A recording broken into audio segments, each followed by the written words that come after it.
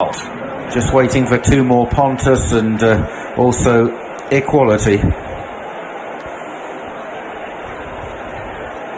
Pontus in the noseband, Equality, and Ryan Moore about to go forward into stall one on the far side, the left-hand side. And Pontus and Hayley Turner, the last in. It's the King George Qatar Stakes Group 2, 5 furlongs, the big sprint of the week. They're away and breaking out well on the far side. Nymphadora, Highfield Princess showing speed over there. Equality on that far side. Pontos towards the near side from White Lavender and the grey jacket Equilateral, and on the right is Ladies Church in the green colours. Kurdos is further back from Silky Wilkie. Raasel is the back marker at the moment as they run down the hill and head towards the halfway stage. Pontos leads the way. Highfield Princess travels up well. Nymphadora on the left.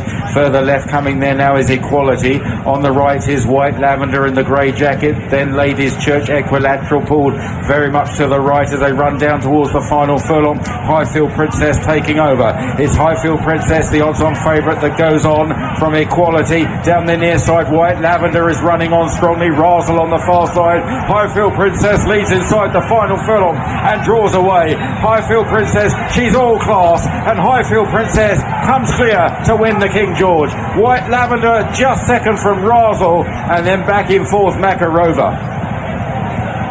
More dominance. Highfield Princess stops the clock in 57.71. She's blitzed them in the King George Qatar Stakes.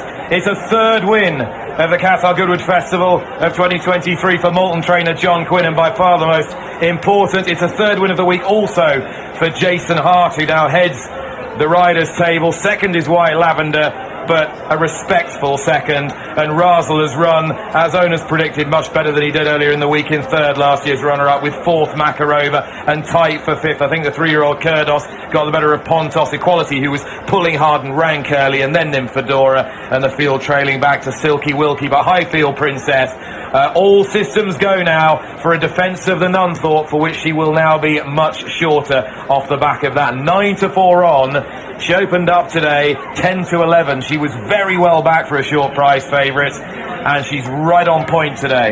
Yeah, it was a very, very impressive performance. The fluency she went through the race was really impressive. She had a lot of quick horses under the pump, and she's got such a high cruising speed that you see she was rapping out the stalls, and it didn't look like that's what Jason wanted to happen, and he's just sat against her. They are ripping along early doors, and she's so easily in her comfort zone.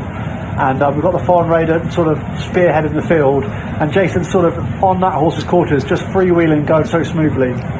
Great to see her get another win. She's run 3 races of great credit this season, over 6 in the Duke of York under a penalty, and then over 5 in the King's Stand, where you could argue she was a shade unfortunate, and again she sort of led them on the wrong side in the Jubilee, so not the rub of the green. But the way she's gone through this today sort of suggests she's in really rude health right now, en route to the triptych of Group 1's over 5, the Nunthorpe and the Flying 5, and then perhaps the Prix de l'Abbé. I just love passing the 2 furlong pole. She is in sort of third gear, and everything else is flat out.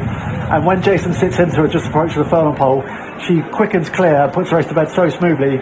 She's all class, back on track, and I think she's just backing up what she's done this year, and it's good to get her head back in front again.